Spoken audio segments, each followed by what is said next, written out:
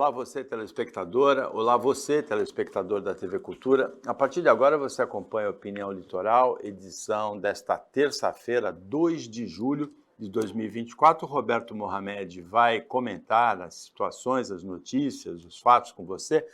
E a gente vai começar pela participação do apresentador Galvão Bueno, um ícone, né, do jornalismo esportivo brasileiro, ontem aqui na Rede Cultura, no Roda Viva. Vamos assistir a um trecho. O mais interessante aí, Paulo, do que ele fala, porque a quarta plataforma, a tal quarta plataforma, na verdade é uma divisão da primeira. E ele está certo. Para que as pessoas possam entender exatamente o que é a quarta plataforma. O pessoal daqui da Baixada vai entender o que eu estou falando. Por exemplo, a TV Santa Cecília, que é um canal aberto, tá também na fechada, mas é regional. Mas principalmente a ISTV, por exemplo. A ISTV, ela é nacional. É uma TV aberta, que opera no fechado também, e tem inclusive streamer, ela tem lá o ISTV Play, tá? Porque eles optaram por um caminho, além de programas próprios, voltados mais para turismo. A ISTV se especializou em séries antigas e filmes antigos. Como não existem muitos canais dedicados a isso, você tem um na internet chamado Oldflix, né, em cima do nome Netflix, que passa séries antigas, que você compra, você assina para ter acesso, e a ISTV coloca de forma aberta seriados como Os Monstros, que era a minha série preferida da década de 60, para quem não sabe, foi esta série que deu origem à família Addams como concorrente dela. Já é domínio público? Já. São séries muito baratas, porque é domínio público. Elas são, por exemplo, o Zorro é de 1957. O Zorro da Disney, né? Os Monstros é de 60 e pouco, é mais ou menos a mesma época. O Zorro do Cavalo Silver, né? Não. O Zorro da Disney, que é o do México. Tá? Aquele só foi Zorro no Brasil. O nome dele era Lone Ranger. Tá. Cavaleiro Solitário, o do Tonto. Ele nunca foi Zorro, embora usasse aquela máscara e tal, mas o americano nunca foi o Zorro. Era o mexicano que era da Disney, que era com o Guy Williams, que era o mesmo ator da Perdidos no Espaço. O Dom Diego de la Vega. Então, esse tipo de plataforma, esse tipo de TV, que é pequena, teoricamente, mas que pode se multiplicar principalmente usando a internet, mas ela é uma TV aberta. Ele dividiu, ele coloca a TV aberta como as redes, né? Globo, Record, Bandeirantes, SBT e Rede TV. Essas são o que ele chama de TV aberta. Todas as emissoras independentes ou redes regionais, ele coloca como essa quarta plataforma. E ele está certo. Porque se torna nacional, até internacional. Através da internet, exatamente. Elas pelo próprio streamer. Por quê? Digamos que a ISTV fechasse um contrato com a Globoplay, ou com a Disney, o Disney+, ou com a Paramount. Ela pode usar esta plataforma para passar a programação dela. Então você tem acesso no Brasil inteiro. Se ela quiser pagar, por exemplo, a NET nacional, ela se torna uma emissora nacional fechada. Então, a TV aberta, essas TVs abertas pequenas, que ele chamou de quarta plataforma, elas estão numa situação. Imagine você o custo, até para o cidadão, para a pessoa poder explicar, entender onde surgiu a Rede TV, que foi um engodo ocorrido no governo Fernando Henrique, mas por que aconteceu aquilo? Quando a Manchete quebrou, para você ter uma rede nacional, você precisa de 5 concessões. São Paulo, Rio, Brasília, Curitiba e mais uma que seria normalmente Salvador ou Recife, Nordeste. Essas 5 concessões, você tem uma rede nacional. E aí você vai buscando afiliada. O problema todo, quando a Manchete quebrou, é que essas concessões fossem diluídas. E se temia um aumento enorme do poder da Globo. Vamos lembrar que a Record era pequenininha, eu acho que o Edir Macedo tinha acabado de comprar, mas ainda não tinha comprado, alguma coisa assim. Para impedir isso, Foi montado um grupo, inclusive com o Serjão, que era o mago do PSDB, ministro das Comunicações, para que se fizesse um leilão. Dividiram a manchete em duas, como fizeram com a Varig. Criaram uma manchete podre, que é a que ficou com as dívidas, e ficou com as antenas, essas 5 antenas de transmissão dessas concessões. E vendeu, colocou em leilão as 5 concessões, que teriam que pagar aluguel pela antena para a manchete podre. Por quê? Seria o dinheiro para pagar as dívidas, para fazer uma organização de pagamento de dívidas, e ela ficaria com aquele prédio monumental no Rio de Janeiro. Que, para quem não sabe, tinha um memorial do JK naquele prédio, porque o Adolfo Bloch era megalomaníaco. Aí apareceu a dupla de meliantes, que se tornou dona da Rede TV, apresentando garantias superfaturadas, garantias que não existiam. E no segundo mês da Rede TV pararam de pagar aluguel. E a massa falida hoje está jogada às traças. E se você não alugar para mim, você vai alugar para quem? Então, eles são 2 meliantes, né, os donos da Rede TV. É um golpe que deu certo. Mas é isso que as pessoas têm que entender. Havia um temor naquele momento no governo de que uma rede ficasse sozinha no mercado. Né? Bandeirantes passava dificuldade, a SBT não conseguia concorrer, a Record estava pequena. Então não havia, não era, a Manchete era a única que concorria, mas foi pessimamente administrada e acabou acontecendo o que aconteceu. É a mesma coisa no streaming. Por que no streaming não, desculpem, nessa quarta plataforma, por que ela é essencial, como o Galvão colocou? As grandes redes têm que ter essas concessões que custam dinheiro, além de uma rede de afiliadas, que também custam dinheiro. Treinamento, fiscalização, imposição. Antena. Se você pega essas TVs abertas, pequenas, regionais, mas que têm um plano muito forte de nacionalização, elas conseguem fazer isso pelo meio digital. E aí, é isso que talvez ele tenha colocado num outro patamar de quarta plataforma, ao invés de atrelar a TV aberta. Por quê? Porque elas são híbridas.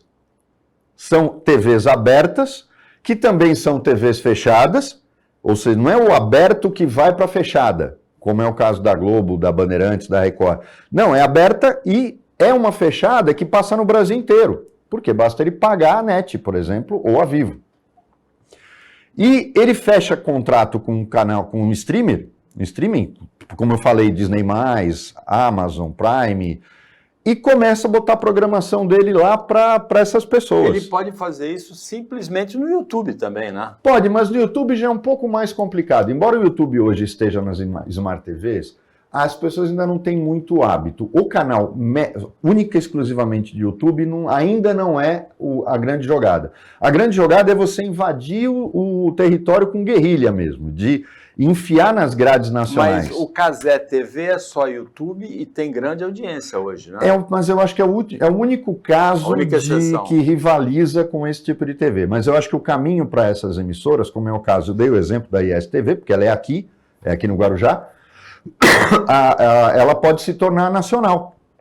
Basta que ela feche contrato com uma das emissoras de TV, um dos transmissores de TV a cabo, ou com um streamer nacional que passe o ao vivo, né? Que tem a opção que a Globoplay tem, por exemplo, de passar canais ao vivo. Por isso que eu acho que o Galvão tá certo, e o que mostra que para estar antenado não é problema de idade, né? Não é preciso como o Paulo, por exemplo, está idoso, já não consegue mexer com tecnologia nova. Por falar nisso, o Galvão vai fazer 74 anos nesse mês, 21 de julho. Ele é um ano mais velho que eu. Inclusive, ele brincou que ele é um ano mais novo, ele é mais novo que o Reginaldo Leme, que não conta a idade para ninguém. É engraçado o homem ter isso, né? Mas o Galvão, ele apareceu tanto fisicamente, assim, pelo porte, né, pela maneira de se vestir, como intelectualmente também muito antenado, né? Muito atualizado. Muito. Né? Primeiro porque ele não é um cara que vive só da televisão, né? Ele trabalha com vinho. Inclusive foi o tema que ele colocou depois quando ele fala do Rio Grande do Sul, e eu queria chamar a atenção para uma coisa que ele fala.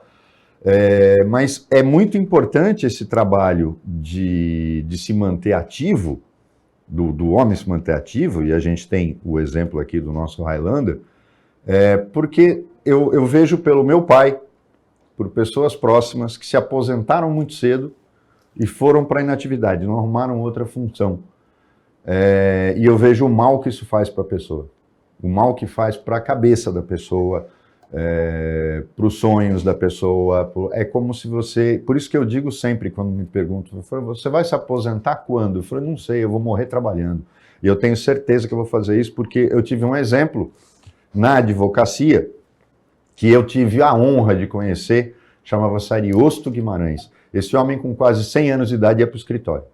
Com 92, ele ia sozinho de Santos para São Paulo dirigindo. Então, eu tive o prazer de conhecê-lo pessoalmente, tive o prazer de conviver com ele por um período, quando eu fui escrevente, e ele era uma pessoa que se mantinha ativa, né? Enquanto que a gente vê, quando as pessoas passam muito cedo para a inatividade, seja porque perderam, ficaram com medo de mudanças na Previdência Social, isso aconteceu muito e as pessoas se ferraram com isso,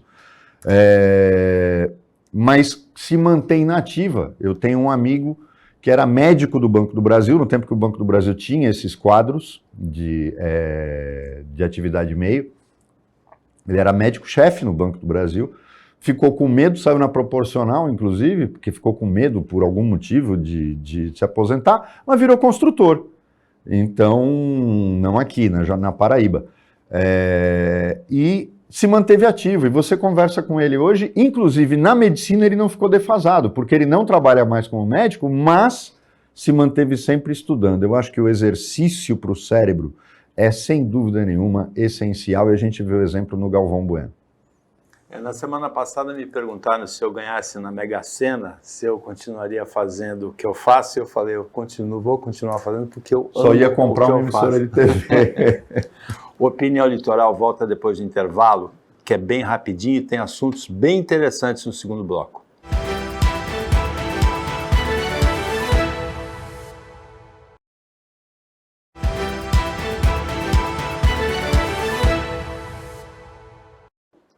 Voltando com a Opinião Litoral, nesta terça-feira o Roberto Mohamed está comentando, analisando as notícias com você.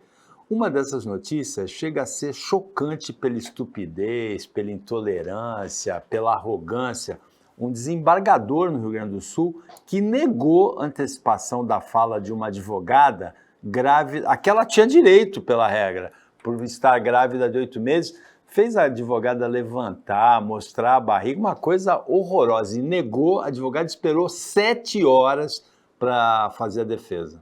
Eu não vou, é a minha posição, eu não vou mudar, doutora, agradeço a sua Porque é só a colaboração, concessão da mas eu decisão. não vou deferir, doutora, não vou deferir, não há um problema, o problema sendo criado pela doutora Mariane, não por mim. Eu já indeferi, a doutora ela teve 1 hora já para conseguir uma outra advogada para poder substituí-la, já que ela está passando mal, e não posso fazer mais do que isso, doutora. Desculpe, mas eu acho que esse assunto já tomou muito tempo da sessão. Chama atenção, não é só a boçalidade dele, né? Por sinal, vamos lembrar que os TRTs já apresentaram casos de desembargador de TRT batendo em jornalista, batendo em advogado, agredindo, atirando na mulher. Então, é o zero e vezeiro os TRTs, infelizmente, fazerem isso. A gente tem no Brasil 24 TRTs. Esse é o do Rio Grande do Sul. Pode até parecer... pode tirar o vídeo. Pode parecer uma coisa absurda, mas não é novidade. E o mais incrível é que foi no Rio Grande do Sul, não foi no Ceará, não foi na Paraíba, não foi um machista ignorante que fez isso. Foi no Rio Grande do Sul. Porque o Rio Grande do Sul tem uma tradição de ter uma justiça mais progressista que a do resto do Brasil. O direito alternativo. Exatamente. É espantoso, mas é meio que cultural do TRT. E eu já cansei de dizer aqui, nós temos estruturas no Brasil que custam muito caro, muito caro. Se a gente reduzisse, estaria ali a saída do seu Lula. Mas é lógico que num governo que não consegue nem andar sozinho, está engatinhando, você não vai ter jamais esse tipo de proposta. Mas era pressionar o Congresso, porque até para o Congresso é interessante, ia dar uma pancada no Judiciário. que é o poder mais perdulário. Todo mundo fala do legislativo, o que mais é perdulário no Brasil é o poder judiciário. Extinguir a justiça militar, já cansei de dizer aqui, não serve para nada. Extinguir a justiça eleitoral. O que cada TRE faz, uma turma do TJ estadual faz. Porque a primeira instância toda é TJ e Ministério Público Estadual. Não precisa ter. O TSE, uma turma do STJ faz. Substitui, é do mesmo tamanho, inclusive. Então também não tem problema. Ou seja, é um tribunal que não serve para nada. Isso não significa o fim da justiça eleitoral, mas ela sendo exercida pelos tribunais de justiça, que podem fazer isso tranquilamente, sem estrutura própria. Ele já tem uma turma do TJ, substitui um TRE. E você substitui o órgão superior, o TSE, pelo STJ. Uma turma do STJ resolve.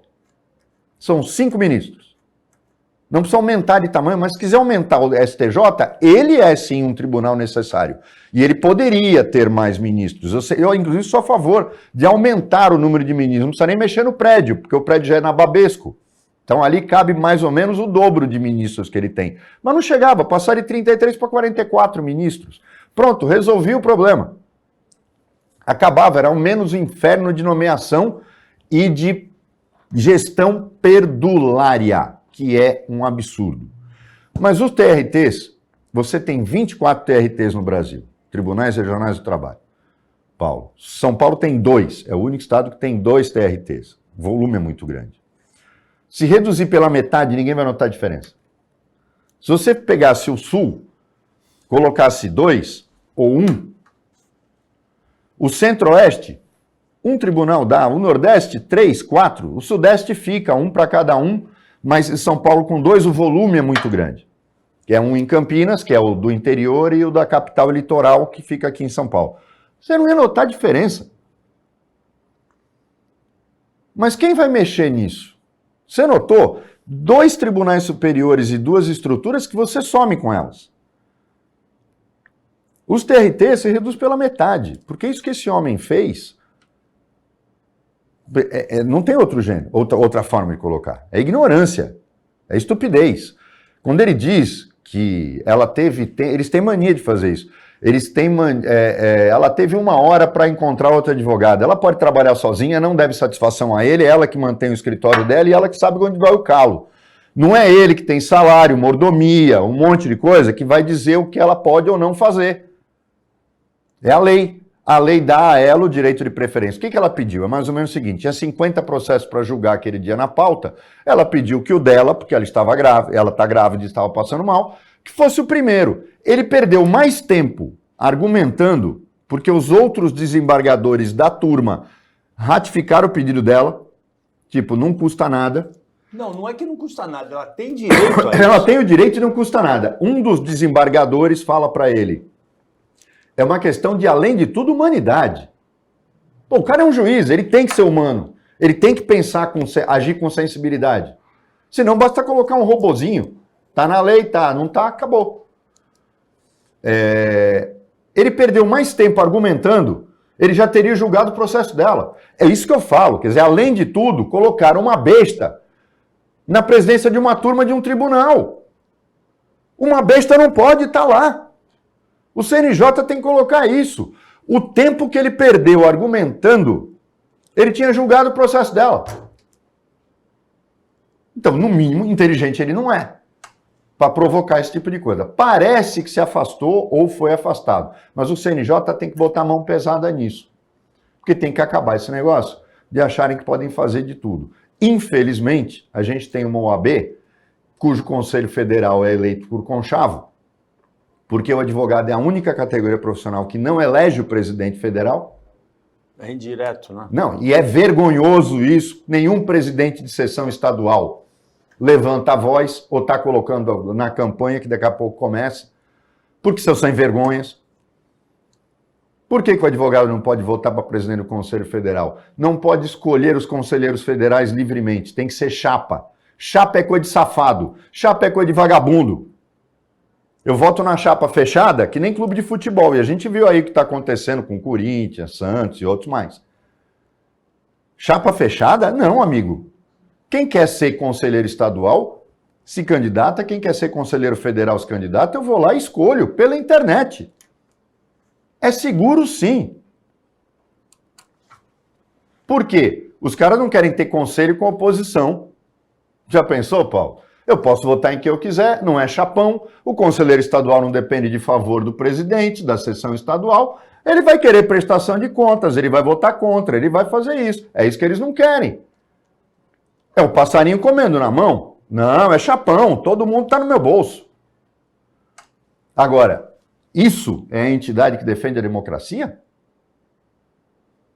Tem a coragem de se arvorar a dar-se tal título? Ah, isso é uma piada. E essa deveria ser a primeira entidade a defender essa advogada. Sim, deveriam ter entrado imediatamente, alguém deveria ter, às vezes não dá tempo. Mas eu acho, inclusive, que houve, a OAB do Rio Grande do Sul, houve uma reação rápida por parte dela. Eu não estou dizendo que elas não funcionam, que a OAB não funciona, óbvio que não.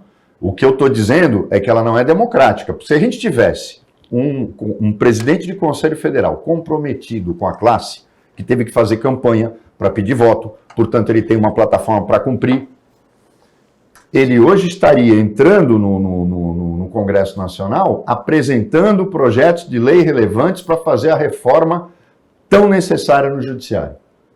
Não estou falando de mexer nos juízes, estou falando de desmontar estruturas caras que devolvem muito pouco, que não têm razão de ser. E que elas funcionariam. Novamente, estou pregando o fim da justiça eleitoral? Não. Estou falando justiça eleitoral é uma coisa, Tribunal Superior Eleitoral e TREs é outra. Você não precisa deles. Os tribunais de justiça e o STJ cumprem o papel perfeitamente e vão gastar muito menos dinheiro. Foi isso que eu falei. E os TRTs a mesma coisa, uma estrutura gigante que devolve muito pouco, é uma das justiças mais caras, além da militar, que eu já falei, que não serve para nada, mas a gente não mexe nisso, porque o Brasil é o país da mordomia, é o país do sonho, é a Suíça da América do Sul. Em São Paulo, o candidato Ricardo Nunes colocou um vice, ex-comandante da Rota, indicado pelo ex-presidente Jair Bolsonaro. O candidato Guilherme Boulos colocou para coordenar o plano de segurança dele outro ex-comandante da Rota. Parece que essa mentalidade de política de segurança ostensiva, em detrimento, encobrindo, deixando para lá a investigação, a inteligência, a ciência, parece que na campanha para São Paulo esse conceito equivocadamente está ocupando o terreno. A gente comenta isso depois do intervalo.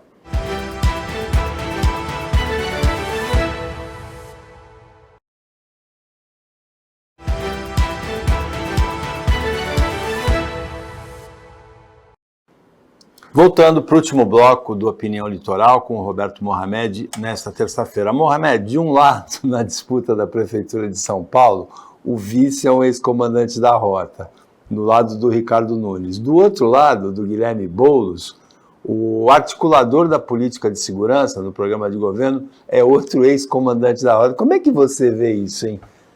Paulo, eu já cansei de falar aqui que a gente está vivendo um momento equivocado e ninguém se tocou ainda para uma coisa. Por exemplo, aqui em Santos tem uma ordem agora para armar a Guarda Municipal inteira.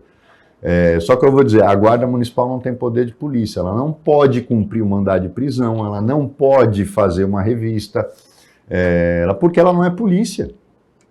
Ela tem um aspecto de guarda patrimonial e auxiliar da PM. Então é preciso muito cuidado com isso. Né? Você vai estar armando uma polícia, fazendo isso, que não é polícia. E os prefeitos comandam a Guarda Municipal, porque a política de segurança pública é estadual. Então ele pode colocar o comandante da rota que ele quiser. A Guarda Municipal não é similar à PM. Só usa farda. Um guarda municipal não pode me parar na rua e pedir meu documento. Só um policial pode fazer isso.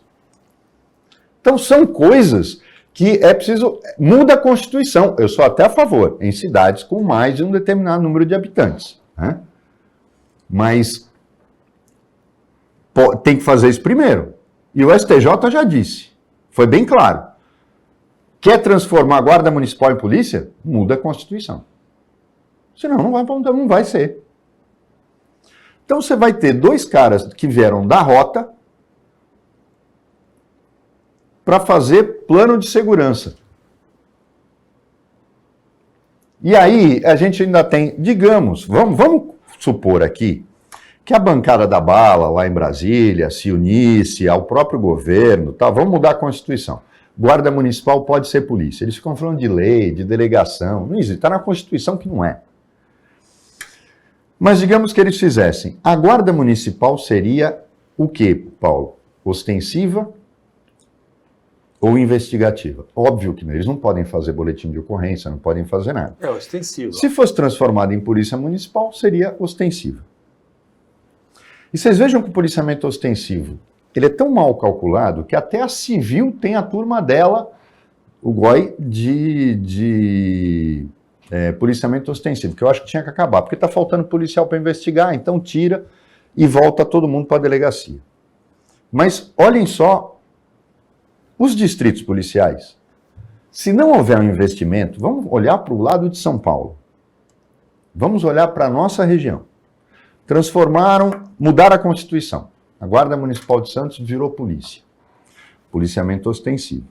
Então eu tenho todo o pessoal da PM e todo o pessoal da Guarda Municipal fazendo a mesma coisa.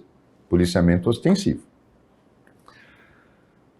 Esses caras têm que cair. Quando eles pegam alguém, ou evitam, tem um flagrante, para onde eles vão? Para o distrito policial. Sabe o que vai começar a acontecer?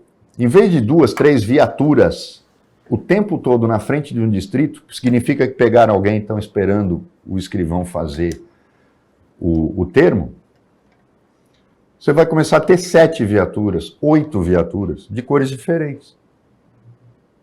Por quê? Paradas lá. Eu aumento o policiamento ostensivo e não invisto no canal que é a sequência da ação do policiamento ostensivo, que é a Polícia Civil. Eu já disse aqui, a situação dos 7 distritos de Santos, a situação do IML, Paulo, dá medo.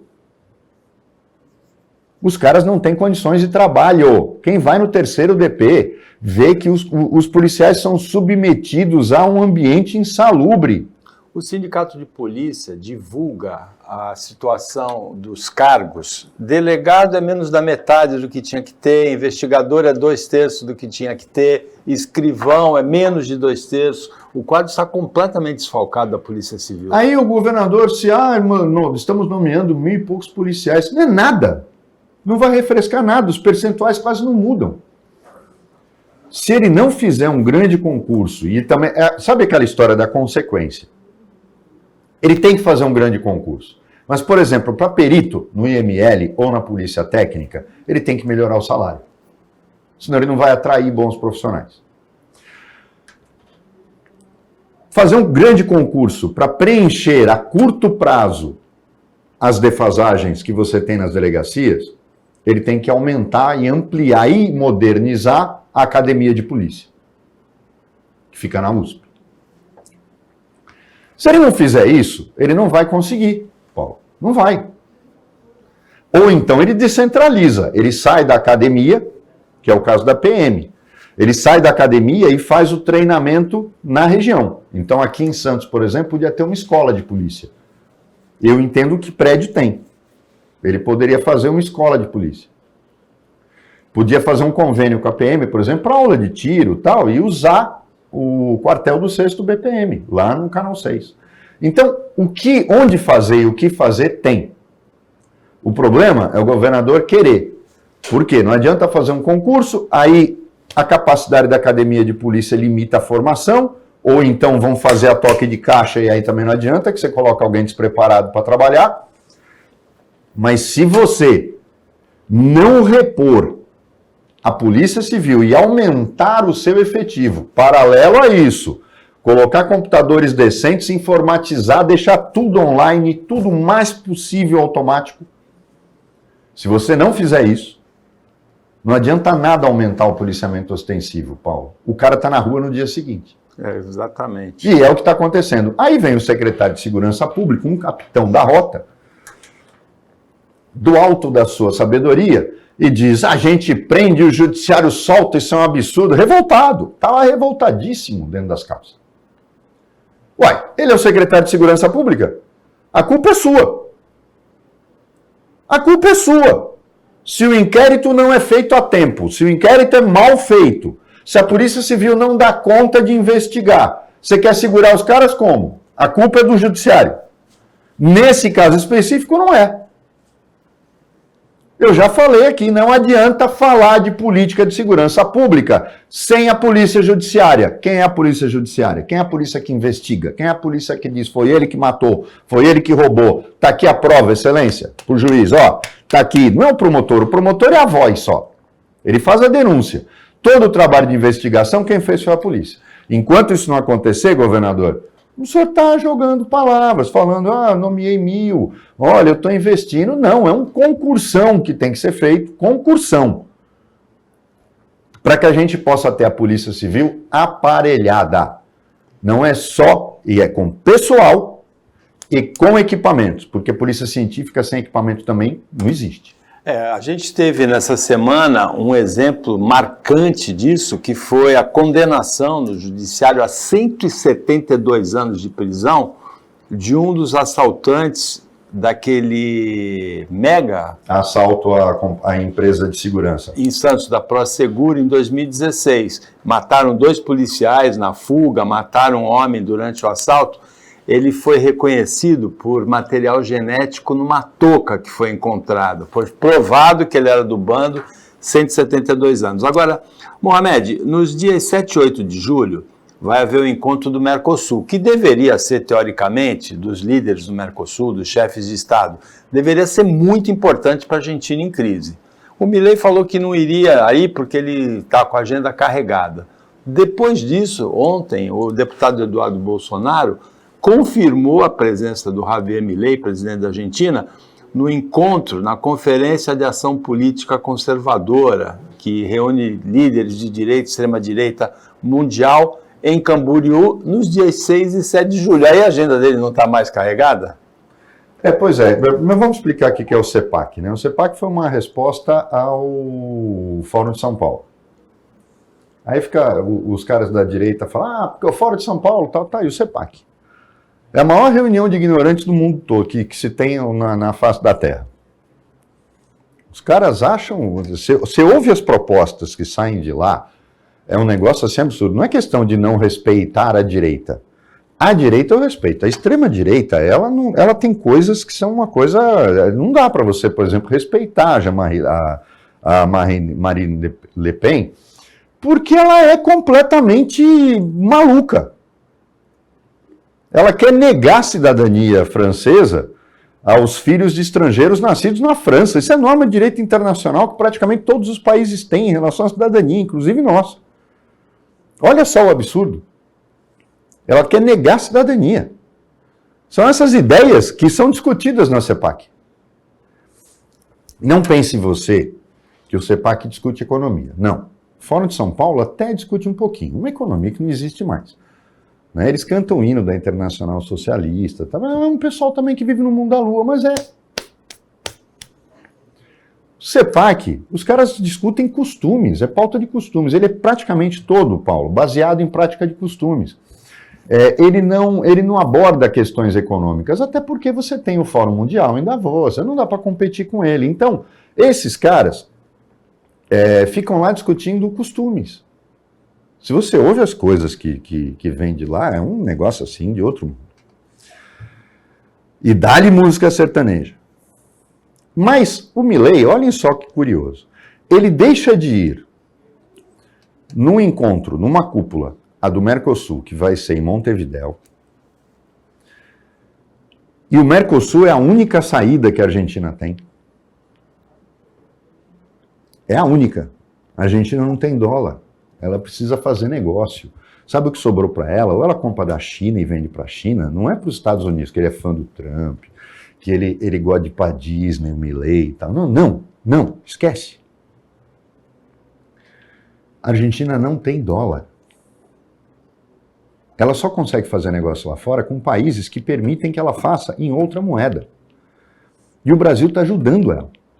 O Brasil só comete um erro de não ter a coragem, não teve a coragem no governo anterior da Argentina, de chegar lá e falar, olha, Vamos fazer um canal para você me pagar em reais e aceitar reais. Não era eles abrirem mão da moeda deles. Porque isso eu já falei, essa coisa do Milei de dolarizar a economia argentina é um idiota. Né? Um país não pode abrir mão de ter seu banco central e sua moeda. Isso atenta contra a soberania. Mas você nota que ele tem problemas sérios. E a direita, que é muito imbecil, né, no Brasil, fica falando, posta, superávit na Argentina, tá bom, e o PIB crescendo negativamente, ou seja, recessão. PIB, Produto Interno Bruto, a riqueza da Argentina. Por isso que aumentou o superávit, porque tem relação no cálculo. Vocês entenderam? A economia argentina encolhe e a minha conta a pagar muda. E o povo morre de fome, porque aumenta a pobreza. É isso que ele está fazendo. E a direita fica propagandeando. Olha que legal, os argentinos escolheram Milei. Olha que legal. E aí ele não vai no Mercosul, que é a única saída que a Argentina tem hoje, negociar com Chile, Uruguai, Paraguai e Brasil para se salvar. Por quê? Porque ele prefere esperar o Trump ganhar nos Estados Unidos, se é que isso vai acontecer. E até acho que pode acontecer se o Biden não retirar a candidatura dele. Mas ele nega a única saída dele para vir num fórum que não acrescenta nada para o mundo. A humanidade vai dormir e acordar no dia seguinte do mesmo jeito, logo depois do CEPAC. E aí? É esse o presidente que a Argentina escolheu. Com isso, chegamos ao final do Opinião Litoral desta terça-feira, agradecendo a participação do Roberto Mohamed como comentarista, o trabalho da equipe técnica e de jornalismo do Sistema Costa Norte e a você que acompanhou a gente em mais essa edição. Até amanhã, nesse mesmo horário, e uma ótima terça-feira para você que você merece.